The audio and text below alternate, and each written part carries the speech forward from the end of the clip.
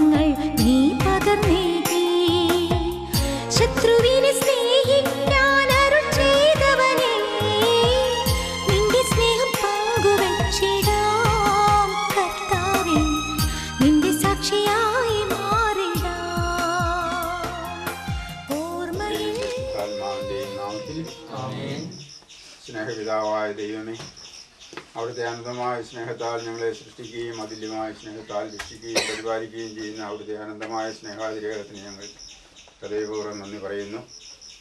ഇന്ന് വിവാഹ വാഗ്ദാനത്തിനായി ഒരുങ്ങുന്ന ഞങ്ങളുടെ ഈ മകനെയും അവൾക്ക് അവന് ഇണയും തുണയുമായി അവിടുന്ന് നിശ്ചയിച്ചിരിക്കുന്ന മകളെയും തിരുസന്നിധിയിൽ സമർപ്പിച്ച് പ്രാർത്ഥിക്കുന്നു.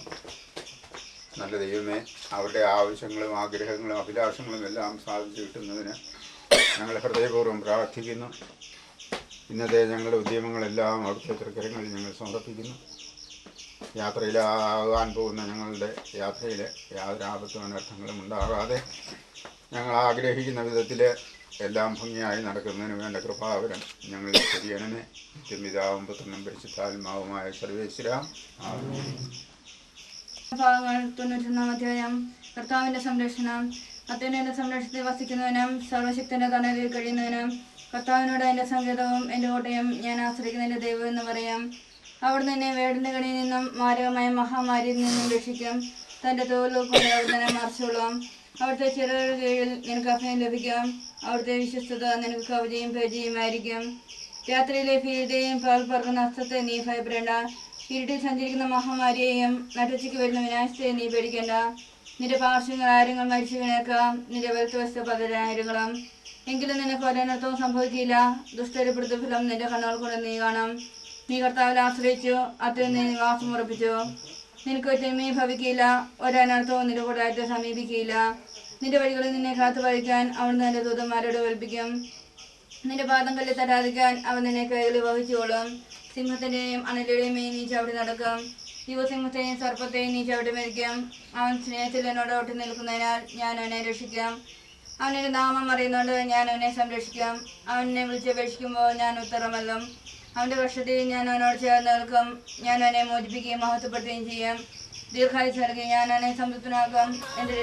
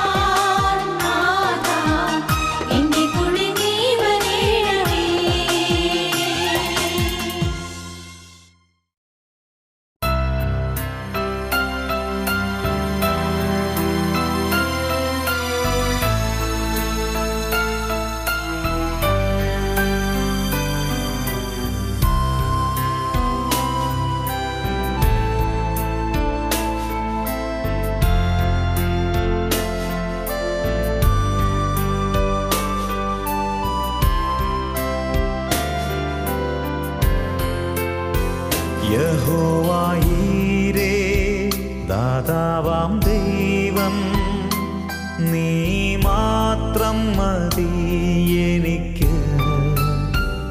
യഹോവ റാഫ സൗഖ്യദായകൻ, തന്നടിപ്പിണറാൽ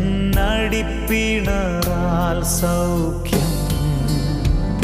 യഹോവ ശമ്മ കൂടെയിരിക്കും, നൽകുമവൻ ആവശ്യങ്ങൾ.